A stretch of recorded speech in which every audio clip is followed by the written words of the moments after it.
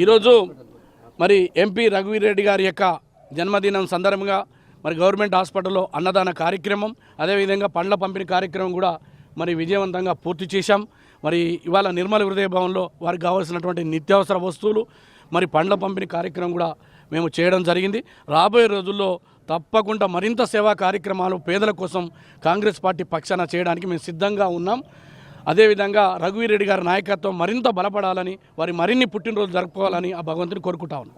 ఈరోజు మరి ఎంపీ రఘువీర్ రెడ్డి గారి యొక్క జన్మదినం సందర్భంగా మరి గవర్నమెంట్ హాస్పిటల్లో అన్నదాన కార్యక్రమం అదేవిధంగా పండ్ల పంపిణీ కార్యక్రమం కూడా మరి విజయవంతంగా పూర్తి చేశాం.